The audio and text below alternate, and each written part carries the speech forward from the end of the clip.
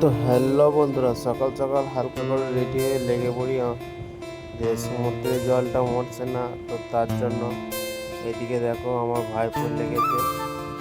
তো আর এইদিকে একটা টাকা লাগছে আর আমি আছি।